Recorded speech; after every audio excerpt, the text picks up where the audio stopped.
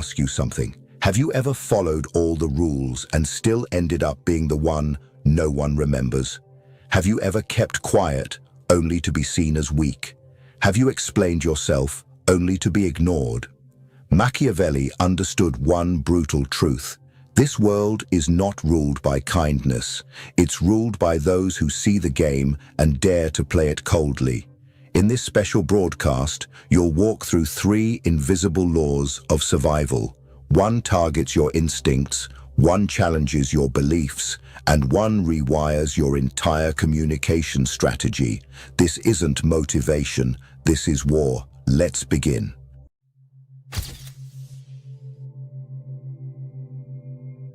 It always starts small. You enter a room. A few glances. Quick, sharp, forgettable. They look through you, then look away. You pretend not to notice, but your chest tightens. Your smile stiffens. You feel it, don't you? Something in the air. It's colder than silence. No one said anything, but you were judged, not for your words, not for your skills, but for your presence. And something about it didn't pass the test. You wonder, did I talk too much last time? Was I too loud? Too eager? Too available? So you adjust. You try harder. Laugh quicker. Smile wider. Pretend it's fine. But it doesn't change. They nod. They move on. And in that quiet dismissal, you've been lowered. Not fired. Not rejected. Just silently downgraded. This isn't a nightmare. It's social warfare. And you're losing. Not because you're weak, but because you're leaking. Your tone, your face, your tension. You think you're just being yourself. They think you're signaling status. And they're taking notes. Machiavelli didn't need cameras or TikTok to understand this. He saw the truth. Centuries ago, public space isn't made for self-expression. It's an arena. And every move is a vote. A glance is a ballot. A silence is a verdict. A smile is a mask. And a mistake, a scar on your reputation you may never notice. But they do. You don't lose power because you're not impressive. You lose it because you reveal the parts of yourself you should have buried. There are 9 of them. Instincts, old, automatic, human, but deadly. And you've done all of them. I have. Everyone has. But those who rise learn to amputate these instincts until they forget they ever had them. This is not a speech. It's a diagnosis. Because if you don't unlearn these reflexes, every room you walk into will quietly decide the same thing. You don't belong here. Not because you failed, but because you flinched. Now ask yourself, how many times have you been punished for something you couldn't name? Let's begin. With the first silent instinct that weakens you the moment it escapes your mouth. The need to complain. Trap 1. Complaining to get sympathy. It starts as relief. You've been holding it in. The long hours. The silent disrespect. The pressure that no one acknowledges. So finally, you crack. You vent.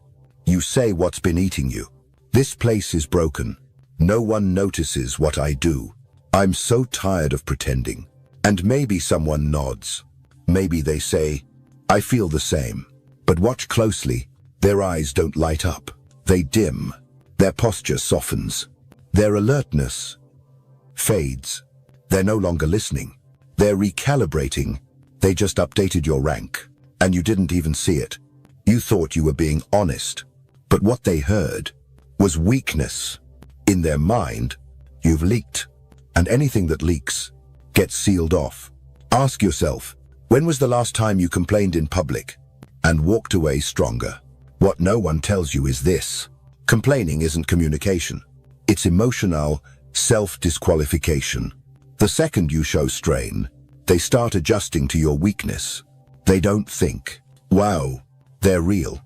They think, they're cracked. They're slipping. They're asking for something. Validation, attention, pity. And the moment they sense need, you stop being a threat. You become something to manage. Machiavelli never spilled pressure in the open. Not because he was unfeeling, but because he knew what pity really costs. Sympathy feels good, but it stains. It rewires how people see you. And worse, how they speak about you when you leave the room. You want power, then your pain stays sacred. Hidden, recycled. You don't bleed in public. You bleed into silence. Let it ferment. Let it harden. Let it evolve into posture, into stillness that unnerves everyone who can't read you. From now on, you don't say, "I'm tired." You say nothing and carry yourself like something's coming. You don't say, "I'm treated unfairly." You move like someone planning something no one sees yet. Because the second you complain, you trigger a silent demotion in everyone's eyes. But yours. So stop leaking. Start distilling. Don't beg them to understand. Make them feel the weight of your unspoken war. Let them wonder, why does he never flinch? What is he preparing for? That's not ego. That's warfare. And in warfare, those who cry are casualties. Those who ferment become legends. Trap 2. Admitting insecurity in public. It slips out so easily. You're in a group. The topic shifts. Something you're not great at. So you say it. "I've never been good at that. I still have a lot to learn. Honestly, I doubt myself sometimes." They nod. They laugh. They even say, "Same here." But behind the laugh, something shifted. They believed you. And now, that version of you, the unsure, the unfinished, is burned into their frame. You thought you were being real, relatable, humble. But here's the truth. What you confess, you authorize. And what you authorize, they use. You say, "I'm not confident." They don't challenge it. They accept it. They adapt to it.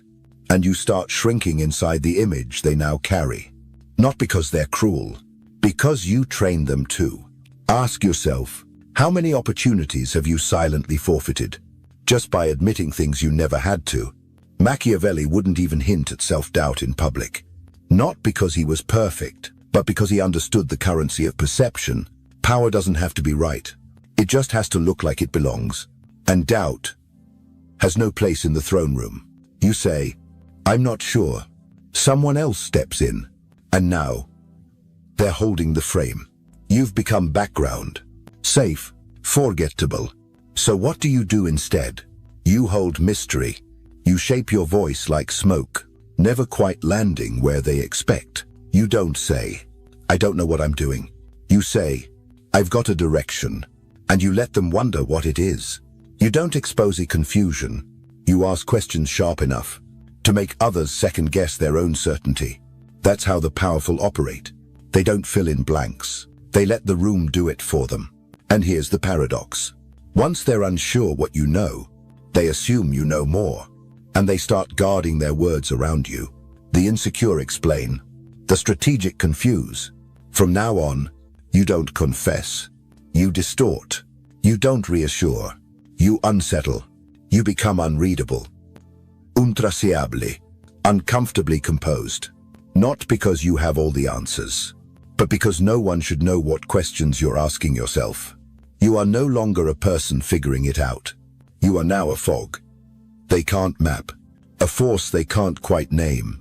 And what they can't name, they can't disarm. Trap 3. Bragging about your plans in public. You feel the spark, a breakthrough, a bold idea, a move that could change everything. And it feels too big to keep inside. So you share it. You say, "I've got something major coming. I'm about to launch. Big things are happening." You think it builds respect, credibility, momentum. But it doesn't. It builds resistance. The moment you speak your plans, you draw your battlefield map and hand it out for free. You didn't impress them. You warned them. And now, they have time to prepare. You've just activated two forces. Admiration fathers, because it sounds like you've already won. And opposition mobilizes, because now they know where to strike. Ask yourself, how many goals died quietly? Because you announced them loudly.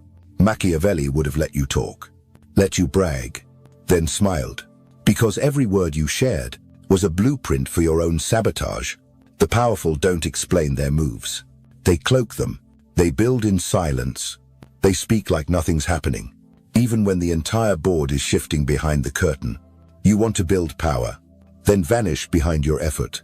Keep your hands moving and your voice still. From now on, when someone asks, "What are you working on?" you smile slightly, tilt your head, say, "Refining something," then move on. No details. No hint, just enough silence to haunt them. Because here's the truth. Plans spoken out loud attract the wrong kind of energy, but plans protected in darkness. They ferment, they sharpen, they strike without warning. And when the results finally appear, they don't need an announcement. They feel like thunder, louder than anything you could have said. From this moment on, you don't talk about what's coming. You let it arrive, uninvited, undeniable, unstoppable. Let them wonder, how long has he been building this? Because real power doesn't knock, it enters, and the silence before it feels like static in the air, right before lightning hits. Trap 4. Taking sides in petty conflicts. You see it happen. Two people arguing. One's clearly wrong. The other, someone you care about. You feel it. The pull, the pressure to speak, to take a side, to show loyalty. So you step in. You defend. You take a stand. And for a moment, it feels noble. But in the silence that follows, something just shifted. The room didn't admire you. It calculated you. Because when you take sides in public, you reveal something far more valuable than your opinion. You reveal your alignment, your trigger, your emotional coordinates. You didn't just speak. You gave away the map. And now, they know how to move you, where to aim, how to trap you next time. Ask yourself, have you ever walked away from a public defense, only to feel exposed later? Machiavelli warned of this trap. Never insert yourself into noise you didn't create. Because when you do, you inherit enemies that weren't yours. You adopt battles you didn't design. And worst of all, you signal what you're willing to bleed for. The powerful don't do that. They don't rush into disputes. They don't declare allegiance. They wait. They watch. They harvest information, while others burn credibility. They don't defend their allies in the open. They support them in the shadows, strategically, surgically, and without leaving fingerprints. From now on, when conflict erupts, you ask one question: do I gain anything by speaking? If the answer is no, you don't blink. You don't flinch. You disappear into stillness. Because your silence isn't passive. It's armor. And while others broadcast their loyalties, you stay unreadable. Until the moment their drama becomes your leverage. Public loyalty is theater. Private loyalty is currency. And currency is never thrown into the fire. It's invested, quietly, for maximum return. Trap 5. Craving attention in public. You walk into the room. No one turns. No one notices. So you turn yourself up. You laugh louder. Speak faster. Lean in. Perform. Exaggerate. Just enough to pull a few eyes. And it works. For a second, a chuckle, a glance, a moment of borrowed spotlight. But then, it dies, faster than it came. And what lingers is worse than being ignored. You were seen, trying, and that, Machiavelli knew, was the death of mystique. Because in public, the moment they sense you want attention, you stop being a presence. You become a performer. Humans don't chase those who chase them. They chase contrast. They respect gravity, not effort. And the person who walks into a room without chasing anyone, without rushing to be seen, is the one who forces the room to recalibrate. Ask yourself, how many times have you walked into a space already begging to belong? The powerful never beg. They orbit. They don't enter with volume. They enter with tension. They don't fill the silence. They pierce it. With pauses, with stillness, with presence. You want to be noticed. Then stop asking for it. Make your silence louder than their noise. From now on, you don't speak first. You scan. You don't smile unless the room earns it. You don't lean in. You let them lean forward, uncertain of your temperature. Because real dominance isn't loud. It's unnerving. And the one who makes others adjust their tone without ever raising theirs is the one who holds the gravity. Let them laugh too much. Let them explain themselves to the void. Let them perform. You sit still. You say little. And in your restraint, they feel a question they can't answer. Why is he so unaffected? The loudest person in the room is never the leader. It's the one trying hardest to be the true alpha, the one you barely noticed, until the silence started orbiting him. Trap 6. Cracking under pressure in public. The tone shifts. The energy tightens. Someone challenges you. They question your words, your presence, your authority. And for a second, you feel it. That microscopic tremor in your chest, the shallow breath, the slight twitch in your fingers. You start to clarify, to soften, to defend. But it's already too late. The room didn't need your words. They caught the signal. They saw the pulse behind your stillness. And the myth cracked. Not loudly, not dramatically, but just enough to downgrade your image from unreadable to explainable. Ask yourself, have you ever lost power without saying a single wrong word? That's how pressure works. It doesn't need to break you. It just needs to wrinkle your energy for them to see it. Machiavelli never cracked in public. Not because he didn't feel pressure, but because he never gave it a stage. To him, pressure was a test, and silence, under pressure, was the only proof of strength. The powerful don't rush to respond. They pause. They hold the space. They let the tension build around them, not inside them. You don't win these moments with cleverness. You win with stillness. From now on, you master 3 weapons. The pause before you speak, the breath that restores control, the stillness that throws off their rhythm. While they escalate, you go motionless, not frozen, composed, rooted, unshakable, because the person who stays calm in chaos becomes the gravity in the room. Let them throw energy. Let them raise their voice. Let them rush to dominate the air. You anchor. You don't match their speed. You slow time. And when their fire burns out, you're still standing, like a mirror that refuses to blink. The calmest one always becomes the center. From now on, you don't crack. You absorb, convert, store, and wait. Because when pressure comes, you don't explode. You freeze. And in that freeze, they start to unravel. Trap 7. Explaining yourself publicly. You speak your mind. Bold, clear. It lands with weight.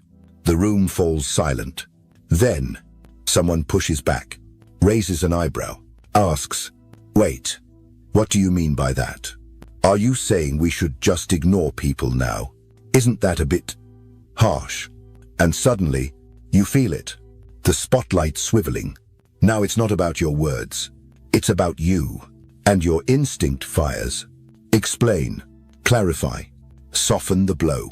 So you say, "I didn't mean it like that. What I meant was, I think maybe we misunderstood each other." And just like that, you lost the frame. They're not reacting to your content anymore. They're judging your composure. You're no longer the speaker. You're the defendant. And they just became the jury. Ask yourself, how many times have you surrendered power just to make someone feel comfortable? Machiavelli never explained in public. Not because he was always right, but because he knew that power doesn't justify itself. The moment you clarify, you suggest uncertainty, you imply guilt, you invite challenge, and worst of all, you fracture the mystery. The powerful don't defend themselves. They redirect, they obscure, they let their silence ask the questions, and force others to fill in the answers. From now on, when someone questions your intent, you don't retreat. You reflect it back. You say, maybe you understood me, maybe you didn't. And then you move on. Let them guess. Let them talk. Let them argue about what you meant. While you stay silent, untouchable, Unapologetics. Because once you explain, they know you're trying to win them back. And if you're trying, they've already won. You don't need everyone to agree. You need them to feel that you don't care whether they do or not. From now on, your words don't trail off into apologies. They land and leave. Let the silence do what explanations never could. Let it echo in their mind like an unfinished puzzle. Let them wonder if they missed something profound. Because they did. And that was the point. Power doesn't beg to be understood. It lets confusion create distance. And that distance becomes fear. Trap 8. Showing bitterness after rejection. You weren't invited. You weren't chosen. They smiled at someone else and left you out of the picture. You say it doesn't matter. You act unbothered, but your eyes linger. Your voice tightens, and then you drop a joke. Guess I'm invisible today. Didn't get the memo. Waha. Wow. I see how it is. They laugh. So do you. But the room shifts. Because behind the joke, they felt it. The sting. You didn't just notice the rejection. You revealed that it got to you. And in that moment, you handed them something fatal. Confirmation. Ask yourself, how many times have you turned exclusion into a performance just to hide the wound? Machiavelli would call that a public confession. Not of words, but of weakness. Because once you show bitterness, you show need. And once people see you needing something, they stop fearing what happens if they lose you. You thought they excluded you, but when you reacted, you confirmed your lower rank. Power doesn't whimper when it's left out. It vanishes, like smoke, without signal, without residue. You don't put. You don't chase. You disappear, deliberately. Let them wonder, why didn't he react? Did we lose something valuable? Is he building something without us now? That's psychological inversion. You don't fight for inclusion. You make exclusion look like a privilege. They no longer qualify for. From now on, when they ignore you, you don't flinch, you don't joke, you don't shift tone. You become colder, cleaner, sharper. You withdraw like someone who sees everything, but rewards nothing. Because bitterness makes you visible. Indifference makes you unforgettable. You want power, then start treating your attention like a resource that can go extinct. Because once they realize they're no longer worth it, they'll start performing, they'll start explaining, they'll collapse into their own insecurity. You won't have to punish them. They'll do it for you. Trap 9. Criticizing someone more powerful in public. You see the flaw, the lie, the manipulation, and you've had enough. So you say it. In front of everyone. You call them out. Loud, clear, undeniable. It feels like justice. Like finally, someone spoke the truth. But you missed something. The silence that followed wasn't agreement. It was calculation. You didn't just speak truth to power. You handed them the reason to erase you. Ask yourself, how many people have disappeared? Not because they were wrong, but because they were right too early. Machiavelli never attacked upward in public. Not because he trusted the powerful, but because he knew what truth costs. When it's not backed by control, in public, truth is cheap. Everyone has it. But the one who survives isn't the one who says it first. It's the one who says it last. When the system is already crumbling, when you call out someone more powerful, two things happen instantly. 1. The crowd sees you as emotional, reactive, not strategic, even if you're right. 2. The powerful don't argue, they mark you, not as a threat to debate, as a threat to eliminate. And they won't do it in the spotlight. They'll do it behind closed doors. Quietly, completely. You want revenge. Then you wait. You collect. You observe their fractures, their alliances, their timing. You don't attack. You whisper. You cede. You say one thing to one person at the wrong moment for them, and let the fall look like it came from inside. You don't scream, he's weak. You let time prove it. And when the empire cracks, you say, I saw it coming. Now you're not the attacker. You're the oracle. From now on, you don't speak your truth. You position it You don't expose it. You entrap. You don't start the fire. You place the spark where it will do the most damage, at the moment they least expect it. Because power doesn't punish those who lie. It punishes those who reveal truth too soon. Now you see the game. Not the one they taught you, but the one they played. You were told, be open, be real, be honest, be liked. But what did that ever earn you? Applause? Maybe. But power? Never. Because power isn't given to those who express. It flows toward those who conceal. Machiavelli didn't ask to be understood. He designed tension. He engineered silence. He turned absence into influence, and mystique into command. And now, so will you. These 9 traps weren't mistakes. They were instincts, human, natural, but fatal in public.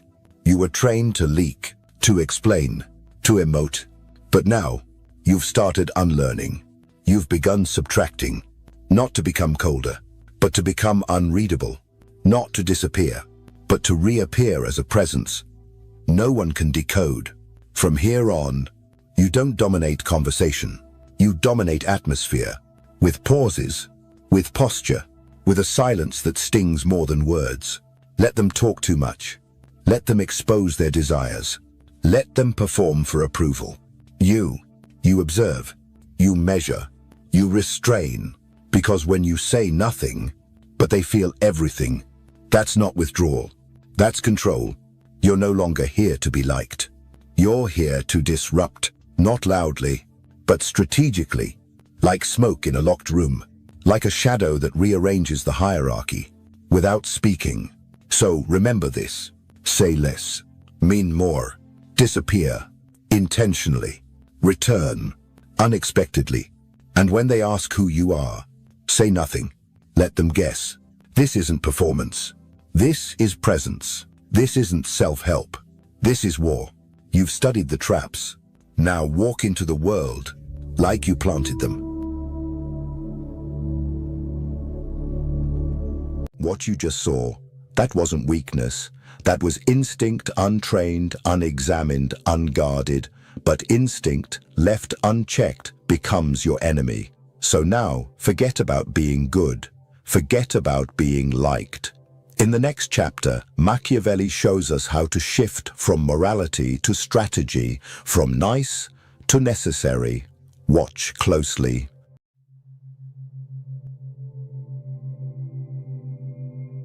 Let's begin with a lie that nearly broke you. You were told, be kind, be soft, be humble, and life would take care of you. That if you kept your heart clean, someone would notice. That if you kept giving, the world would one day return it. But here's the brutal truth. Life isn't watching. And if it is, it's not applauding. It's calculating. Look around. He was kind. He showed up. He stayed quiet when others shouted. He forgave when others blamed. He gave until he collapsed. And when he fell, they stepped over him like a tool whose purpose had expired. You've done the same, haven't you? You swallowed your voice for peace. You over-delivered, hoping someone would recognize it. But all you earned was emptiness. Because goodness, without boundaries, doesn't inspire admiration. It invites erasure. You thought doing the right thing was a strategy, but without edge, it's just surrender with better branding. Let me ask you, how many times have you been overlooked for being exactly what they said they wanted? A man who doesn't cause problems, a man who plays it safe, a man who smooths his edges until there's nothing left to remember. But here's the shift. You weren't wrong for being kind. You were wrong for thinking it was enough. You don't need to become cruel. You need to become unreadable. You don't need to abandon your heart. You need to give it armor. Because Machiavelli never told you to be heartless. He told you to stop being predictable, to stop bleeding in rooms that feed on your silence, to stop walking into games where everyone knows the rules, except you. This isn't about abandoning kindness. It's about reconfiguring it. Because if your light has no edge, The world will warm themselves by your fire and leave you cold when it goes out. So let me make it simple. Stop being good. Start being strategic. Start being dangerous. If you've ever been punished for being kind, say it out loud. I see it now. This is your fracture point. From this moment forward, we begin again. Sharper, but the damage runs deeper. Because it wasn't just kindness. It was hunger. A hunger to be liked. You didn't just want people to like you. You were starving for it. Not love, not connection. Just that subtle nod from the world that says, you're one of the good ones. So you gave more, smiled more, softened your voice, swallowed your anger, and carved off every sharp edge of who you were, until you fit the shape they approved of. But the cost, you disappeared. You became the agreeable one, the polite one, the man who held doors open, but no one waited for. And every time you were passed over, you told yourself, it's fine, I'm not doing it to be seen. But that was a lie, wasn't it? You wanted to be seen. You just didn't know how, without begging for it. I've seen him, the nice guy at the office, helps everyone, never says no, never causes friction. And when promotion time comes, they hand it to the louder man, the man who dares to say, I want it. Why? Because silence doesn't signal humility, it signals surrender. And when you live to be liked, you become easy to understand, easy to manage, easy to overlook. Let me ask you, have you ever betrayed your instincts just to avoid rejection? That moment you wanted to walk away, but smiled instead. That deal you hated, but nodded to anyway. Not because it was right, but because you feared being disliked, more than being disrespected. That's not kindness. That's fear, wearing your name. If you've ever bitten your tongue just to stay approved, say it now. I've done it. Machiavelli warned, those who seek approval will always be ruled by those who withhold it. You don't need everyone's acceptance. You need your own dominance. And dominance begins when you no longer seek validation. You generate gravity. So from now on, don't chase nods. Don't crave applause. Don't shrink to be loved. Stand and let the world adjust. Or walk away, confused. Because when they can't predict your smile, they start to fear your silence. And here's what makes it worse. Even if you are strong, if they don't see it, it doesn't exist. You may be the wisest man in the room, the most capable, the most disciplined. But if they see you as soft, you are soft. If they see you as desperate, you are replaceable. Because in this world, you are not what you are what they perceive. Let me show you how this plays out. There was a man in the company, smart, reliable, grounded. He thought his work would speak for itself. He avoided drama, politics, performance. But when leadership made their choice, they gave it to the one who spoke louder, walked sharper, and looked the part. Because presence isn't about truth. It's about what the room feels.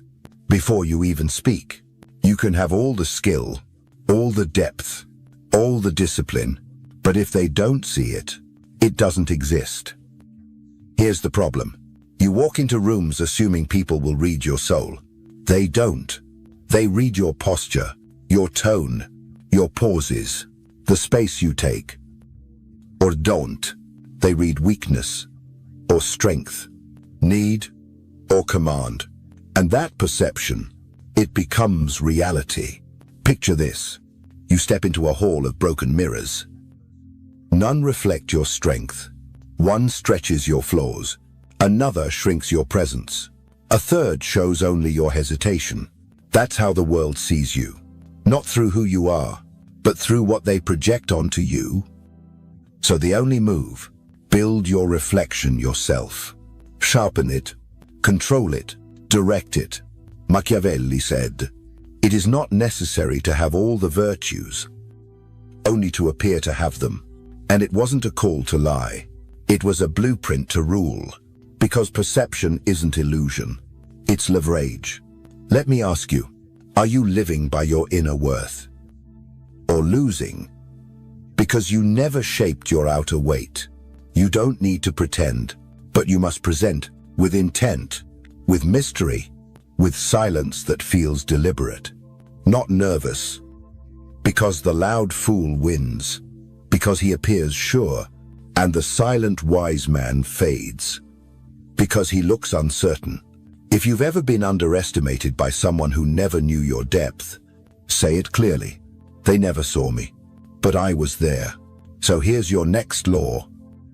Control the image, or be controlled by it. Because power doesn't ask who you really are. It bows to who you make them see. So what do they notice first? Not your soul, your silence. And in that silence, they start to guess. Most men think power is projection. Speak more, explain more, clarify more. They think control comes from being loud. But Machiavelli knew better. The most powerful presence in the room isn't the one who speaks. It's the one they're afraid to guess. Because when they don't know what you think, they lean in. When they can't read your face, they hesitate. And in that hesitation, you win. Let me show you why. There was a man in a boardroom, sharp, visionary, but insecure, in silence. So he explained every idea, clarified every pause, apologized for every edge. He thought he was being transparent, but they read him as uncertain. He thought he was leading, but he was bleeding. Through his words. And when the time came to choose a leader, they picked the one who said less, but made every silence feel heavy. That's the game. Power doesn't repeat itself. It waits. Because the more you talk, the more they map you. The more predictable you are, the easier you are to dismiss. Let me ask you, when you speak, are you informing? Or are you exposing? Because in a world of watchers, your words are ammunition. And the more you fire, the more they learn how to disarm you. Machiavelli warned, a prince must learn to conceal his intentions. Not because deception is noble, but because transparency in the wrong room is suicide. So train this. Say less. Pause more. Let your stillness do the pressing. Let the silence become a canvas onto which others project fear, wonder, confusion. Because the man who speaks too much is always available. But the man who withholds, he becomes rare, memorable, untouchable. If you've ever revealed too much and felt them use it against you, admit it now. I gave them the weapon. Never again. You don't need to respond. You don't need to correct every misunderstanding. You don't need to defend your truth. You need to become the question they can't answer. So next time you feel the urge to explain yourself, don't. Next time they press for clarity, smile and say nothing. Because in the end, power doesn't come from being heard. It comes from being impossible to read. But if they can guess what's behind your silence, you've already lost. Because now, you're predictable. If they can predict you, they can plan around you. They can bait you, play you, trap you. And they won't need power. They'll just use yours against you. Because every pattern is a roadmap. Every consistent reaction, a script they can rehearse in advance. Let me show you. There's a man in every circle. He always says yes, always forgives, always calms the room. No matter how deep the cut, he thinks his consistency earns him trust. But really, it earns him exposure, because they know exactly how he'll respond. So they push harder. They test his silence. They exploit his grace. They take and take. Until one day, he has nothing left to give. He walks away, and suddenly, they panic. Because the one man they counted on to never leave, just did. Let me ask you, have you ever made yourself so safe, so understandable, that people stopped fearing what would happen if they lost you? That's the danger of being predictable. You think you're building peace, but you're just building a system where your reactions are tools in someone else's hands. Anger, expected. Forgiveness, assumed. Silence, interpreted as weakness. They know your moves before you do, and that makes you manageable. But here's the shift. Unpredictability isn't chaos. It's calculated pressure. It makes them pause, recalculate, think twice. They don't know if you'll stay or vanish, speak or withdraw, forgive or forget them completely. And that uncertainty, it changes the dynamic. It creates distance. And in that distance, you gain control, because people don't fear cruelty. They fear what they can't predict. They fear the calm man who doesn't flinch, the quiet man who smiles, but says nothing, the man whose absence feels heavier than his presence. So here's your shift. Break your pattern. Say no where you used to nod. Disappear when they expect you to engage. Withhold what you once spilled too easily, because unpredictability is not confusion. It's control. And sometimes, it's the only thing protecting you from being devoured. If you've ever been played because they knew exactly how you'd respond, say it now. I was predictable, but that version of me is gone. So what happens when you break your pattern? When you stop showing up like clockwork, they start to notice your absence more than your presence. You were taught to show up, to be consistent, to always be available. They said, that's how people trust you. That loyalty is built through presence. That being there means being remembered. But Machiavelli warned, too much presence isn't trust. It's delusion, because the more they see you, the more they believe they've figured you out. And once they believe they know you, they stop fearing you. They stop respecting you. Familiarity doesn't breed loyalty. It breeds forgetfulness. Let me ask you, have you ever been in a room, completely present, and yet completely invisible? You answered the call. You showed up early. You said yes. You stayed late. You were always there. And still, they overlooked you. For the man who appeared, just enough to be felt. That's the paradox. The more predictable your presence, the less weight it carries, because what is always available becomes expected, and what's expected is never valued. So here's your new law. Scarcity builds significance.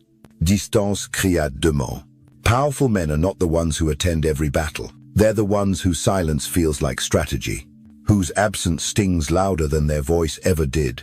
There's a reason the king doesn't attend every gathering. A reason legends are remembered more for their retreats than their appearances. Because when you vanish, you force the world to feel your shape. By the void you leave behind, you want to shift the power dynamic. Stop being everywhere. Stop responding instantly. Stop filling every silence with your presence. Instead, disappear. Let them wonder. Let them sit with their assumptions. Because when your absence makes them uncomfortable, your presence becomes unforgettable. You don't need to say anything. Just leave. Quietly, intentionally. Because when you stop showing up on command, you stop being a servant. You become a storm on the horizon. They don't know when you'll return, but they prepare for it anyway. If you've ever given too much of yourself and had to disappear just to reclaim your weight, say it now. I was everywhere. Now I choose when to be seen.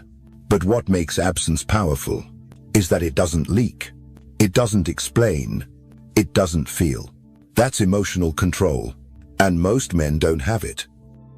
You've been taught to express, to speak up, to just be honest, but Machiavelli would laugh. Not because expression is wrong, but because exposure is fatal, because every emotion you leak is a breadcrumb, and the wolves are watching. Let me show you how.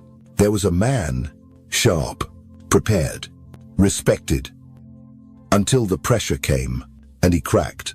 A single outburst, one moment of visible rage, one sentence too raw, and in that instant, he lost the upper hand. Not because he was wrong, but because he was readable. His enemy didn't beat him. He beat himself by showing exactly where to strike next time. Let me ask you, how many times have you thought you were just expressing, but what you really did was hand someone the blueprint to destroy you? Because every sigh, every shift in tone, every rise in your voice teaches the room how to break you. You think you're venting. They think you're mapping out your weak points. Emotional control doesn't mean suppression. It means calibration. It means they see your eyes, not your heat. They hear your words, not your wound. They feel your silence, not your storm. Because the man who remains centered when chaos erupts around him, that man is no longer part of the game. He is the board. You think anger proves power. No, it proves exposure. You think tears earn empathy. Not from wolves. They earn leverage. Machiavelli knew. A ruler must act with calculation, not with passion. Because in war, rage is a reaction. But power is precision. So next time someone tries to provoke you, pause, breathe, lower your gaze if you must, but never, ever let them see the flame. Because once they can trigger you, they can train you. And once they can train you, you're no longer a man. You're a puppet with a heartbeat. So here's your lesson.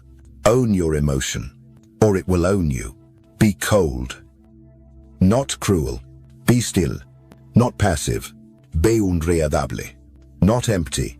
Because in a room full of men reacting, the one who doesn't flinch is the one who commands the storm.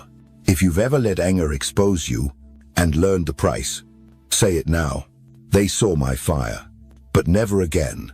Even if you're calm, you're not done. Because power doesn't just come from what you don't say. It comes from when you move. And when you don't. In a world built on speed, you're told to act fast.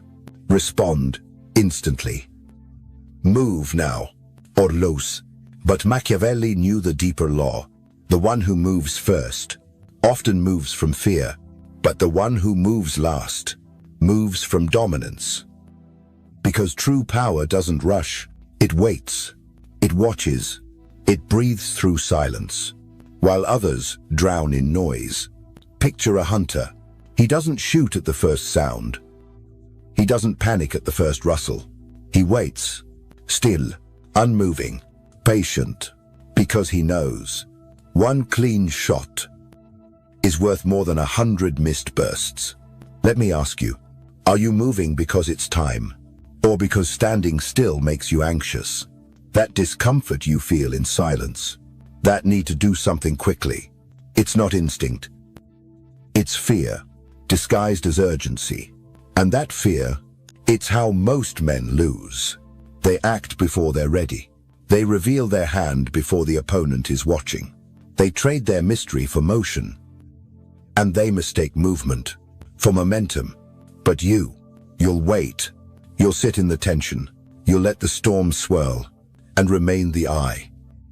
Because while they react, you calculate. While they sprint, you aim. Machiavelli said, "Fortune favors those who know how to adapt, and adaptation begins with knowing when not to strike." You don't need to jump into every battle. You don't need to post, speak, act, show. You need to know when the room tilts, and move only then. So the next time your blood surges, and your ego demands you prove something, don't wait. Let the noise pass. Let them burn through their advantage. And when the moment comes, you strike once, silently, precisely, and the entire board shifts. Because power isn't loud. It's not disparity. It doesn't shout to be seen. It waits. It watches. And then it erases. If you've ever acted too fast and wished you had waited for the kill, say it now. I moved too soon. Next time, I wait and end it clean. And when you stop moving like the rest, you become something else entirely. An anomaly. And that's when the game shifts in your favor. Now you see it. Why kindness without armor gets shattered. Why being liked turns to being used. Why predictable emotions become tools in others' hands. You weren't too soft. You weren't too slow. You weren't too kind. You were just unarmed. No one ever taught you that silence can be sharper than speech. That absence can raise your value. That image is leverage. That unpredictability is survival. But now, you've seen the full map. And here's the question. What will you carry from this? And what must die for you to rise? Because if you walk away from this video and keep explaining yourself, keep saying yes when your gut screams no, keep reacting like a man trying to be liked, then you're not in the game. You're being played. This world doesn't reward goodness. It rewards mastery. It doesn't bend for the pure. It bows to those who are unreadable, unavailable, unbreakable. So from now on, stop being easy to define. Stop being easy to find. Stop being easy to manipulate. You're not here to be approved. You're here to be felt. Without asking, you're not here to beg respect. You're here to command it. Without a word, you're not here to convince them you're valuable. You're here to make them feel the loss. If they ever lose access to you, let me remind you, this isn't just a video. This is a fracture between who you were and who they'll never see coming again. Before you leave, here's your recap. 1. Kindness without armor becomes a weapon against you. 2. What they perceive matters more than what you are. 3. Silence, absence, and unpredictability are tactical. 4. Emotional control is the blueprint of kings. 5. Timing is how power waits and strikes. 6. Your new self is no longer easy to access. Now, comment below. What part of you ends tonight? What pattern will you never return to? Write it like a vow. Not for me, not for likes, for you, because today, you stop showing up the way they expect. You become unreadable, unavailable, unshakable. From this point forward, you are not just in the game, you understand the game. And now, you bend it in your favor. You've already seen what happens when goodness meets a world that doesn't care. But now, there's one more trap you must escape. The trap of explaining yourself. Because the moment you start justifying, you hand over control. And Machiavelli knew, silence doesn't mean surrender. It means you're shaping the battlefield without making a sound. Let's finish this. The greatest defeats in your life didn't come with an explosion. They came with a whisper, a half-second reflex, a line you said too fast. That's not what I meant. It always starts the same. Someone questions you in public, not with facts, with tone, with sarcasm, with an edge. They say, "Oh, come on, it's just a joke." Or, "I guess someone thinks they're smarter than the rest of us." Or worse, "She didn't mean anything by it. She just likes the spotlight." And without thinking, you step in, you start defending, you try to clean it up, you explain, you clarify, you apologize. That's when it happens. Not out loud, not visibly, but deep in the eyes of everyone watching. You lost. You didn't get beaten. You handed them the sword. Because when you say, "I'm not what you think," what they hear is, "Please believe me." And that's surrender. Machiavelli didn't need a battlefield to see this. He understood it in courtrooms, in council chambers, in whispers behind closed doors. He knew the instant you feel the need to explain yourself, you've already accepted the premise that someone else has the right to question you. And in power, that's suicide. You've been there, misunderstood, cornered, and the first thing you did, you explained. But it didn't fix anything. In fact, it made it worse. They leaned back while you leaned forward. They stayed calm while you got emotional. And by the time you were done talking, you knew. You gave them everything. The more you explain, the less they respect you. Not because of what you said, but because you said anything at all. In the game of perception, there's only one rule that matters. Don't flinch first, because the man who explains always looks smaller than the man who just watches. And that's exactly what you didn't do. You talked, you reached, you reacted, and they watched you fold from across the table. You didn't get attacked. You exposed yourself. The world didn't see a victim. They saw blood. Defending yourself feels noble. It feels honest. It feels necessary. But only to the weak, to the powerful. It's submission. Because when you defend yourself, you're not just answering a question. You're agreeing that the question deserved an answer. You're saying, yes, your judgment matters. Yes, your perception has power over me. Yes, I care what you think. You've stepped onto their field. You're playing their game. And the moment you do that, you've already lost. Because the man who tries to explain is not believed.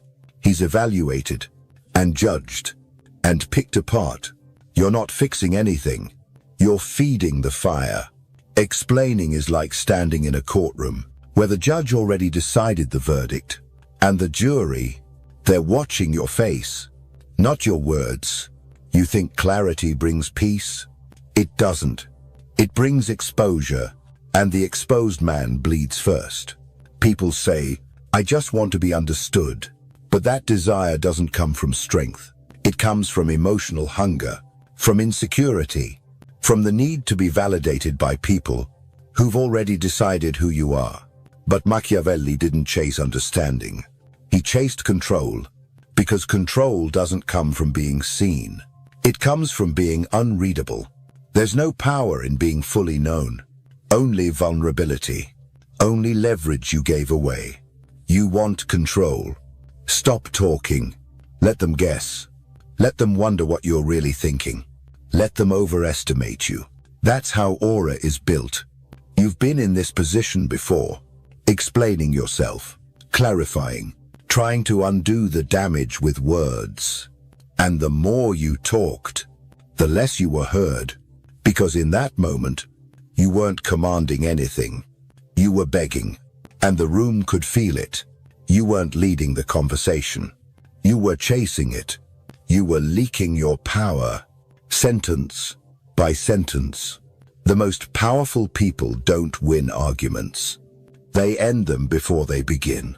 Not with logic, not with evidence, but with presence.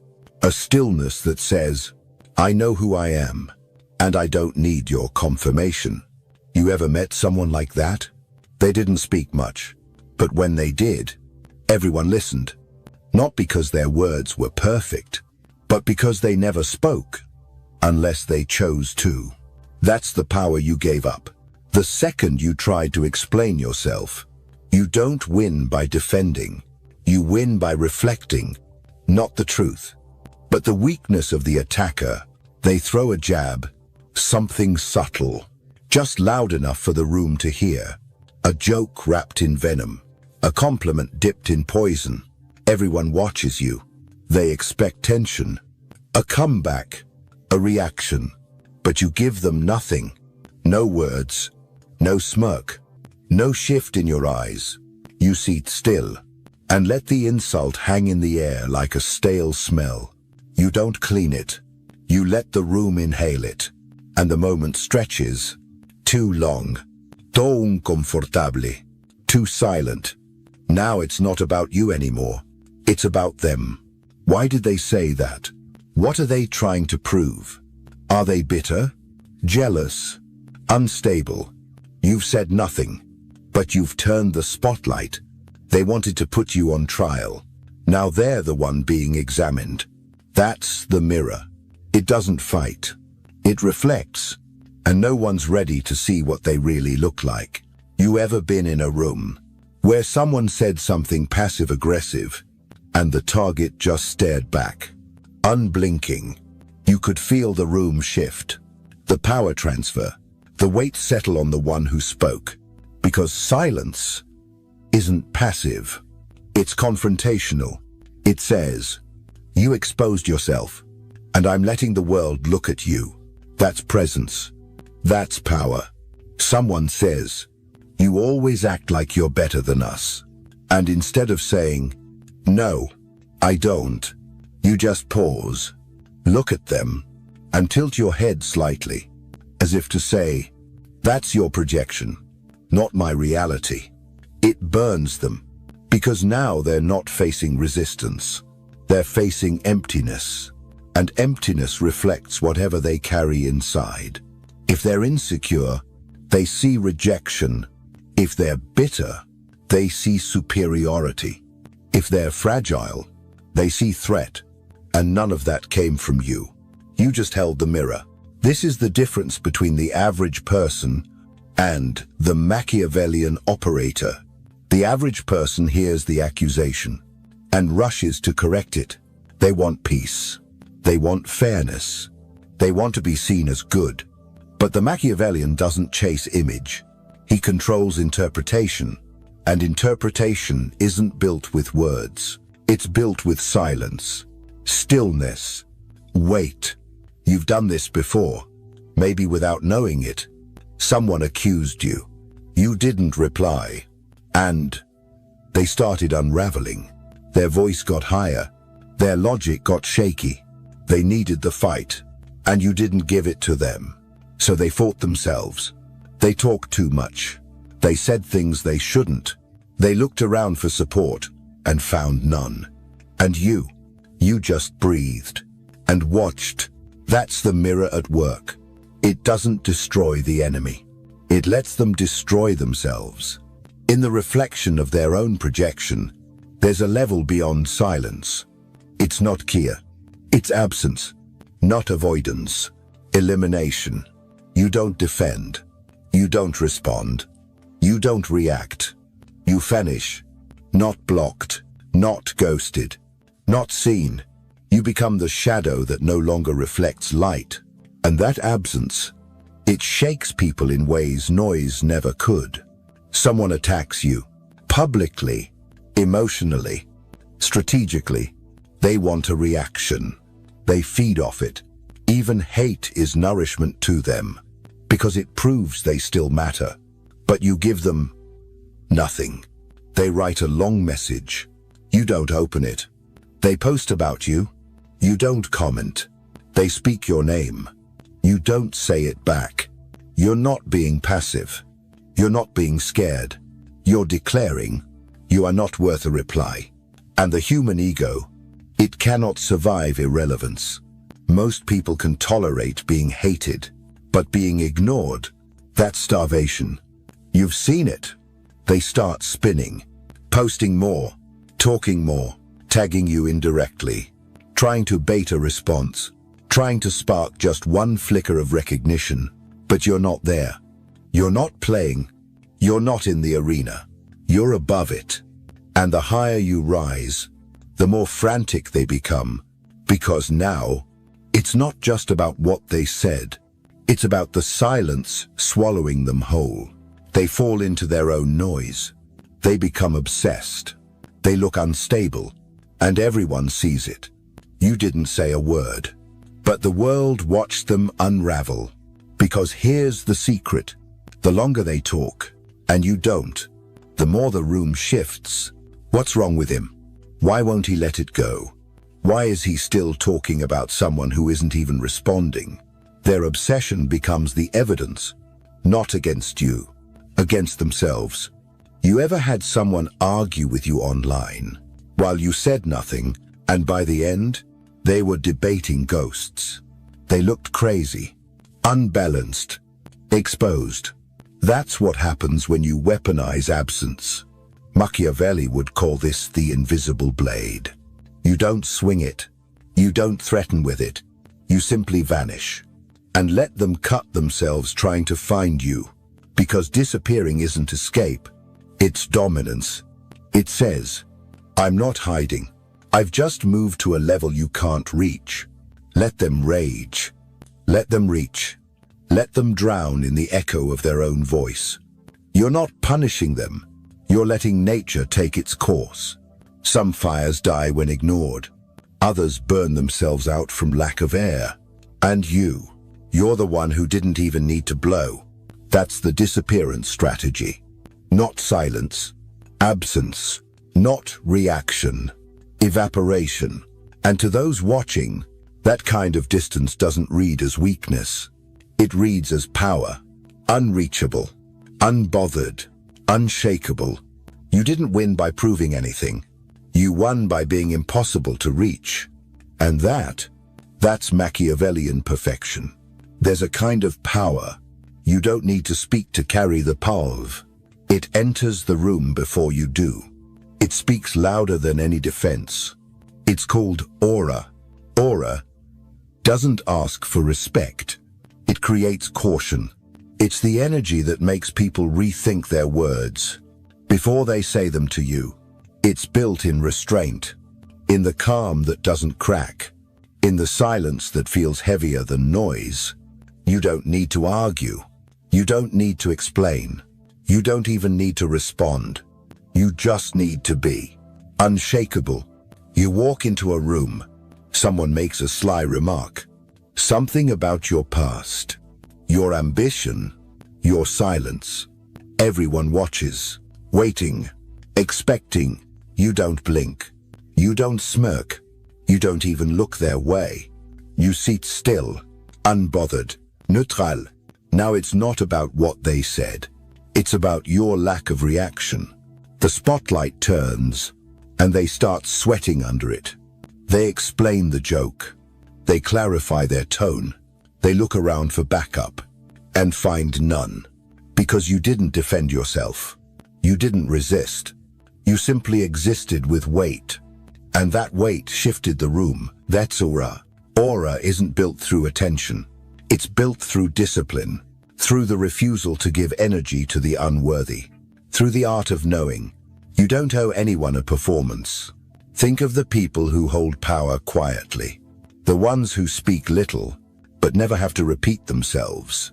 The ones who don't flinch when insulted, who don't rush to clarify, who don't chase reputation, because their silence says everything. Machiavelli understood this. Power isn't just what you say, it's what people believe you could say, but choose not to. When you stay still, you let the other side fill in the blanks, and the mind fills them with fear. With stories, with myths. He must know something. He must be planning something. He must be too secure to care. And that fear, that projection, becomes armor. Aura is what happens when your presence is sharper than your defense. When your stillness is more threatening than their aggression. You think you need to speak. You don't. You need to become the kind of man they can't read. Can't predict, can't provoke. The unpredictable isn't chaotic. It's dangerous. Because it holds the power to break patterns without saying a word. You don't need to convince. You need to command, not with volume, but with gravity. So next time you're challenged, don't perform. Don't explain. Don't twitch. Sit back. Scan the room. Say less. Let your silence turn their confidence into doubt. Let your posture force them to reconsider. Let your aura speak in a language they can't imitate. Because in a world addicted to attention, the one who doesn't need it terrifies everyone. Most people defend by denying. They say, I'm not like that. I didn't mean it that way. I swear, that's not who I am. But Machiavellian strategy doesn't deny, It redirects. It flips the attack back on the attacker. Someone calls you arrogant. You don't say, "No, I'm just confident." You say, "Interesting how confidence makes people uncomfortable." Now they're on defense. Not you. They expected resistance. Instead, they got a mirror, and in that mirror, they don't like what they see. They look insecure, bitter, triggers.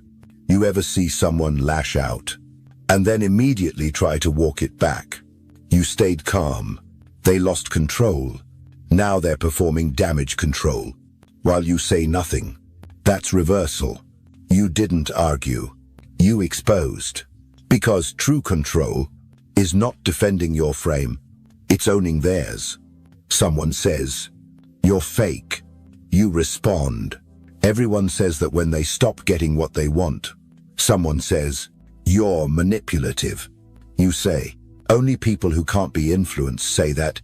H-line slices clean. No defense. No explanation. Just sharp precision. And then, silence. Let them fill it. Let them spin. Let them scramble to explain themselves. You didn't break them. You let them step into their own trap. You don't push. You pull. And the weight of their own emotion does the rest. The more they talk, the weaker they look. Because now, they're the one clarifying, justifying, explaining. And you already said your line and stopped. In front of a crowd, that's devastating. The audience doesn't remember what you said. They remember how calm you were, how sharp, how final. Reversal doesn't just flip the accusation. It reclaims the room. It resets the power. Instead of defending your image, you rewrite theirs. You reveal that the insult they threw says more about them than it ever could about you.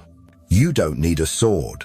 You let them swing, then fall forward into the space you left behind. Machiavelli would call this the invisible pivot. You never blocked. You never struck. You just shifted, and they collapsed under the weight of their own intention. The best part, they know it. They feel it. But they can't undo it. Because once the room sees them as the one who overreacted, who got emotional, who lost control, that image sticks, and your silence becomes legend. You didn't win with force. You won with restraint. You didn't dominate them.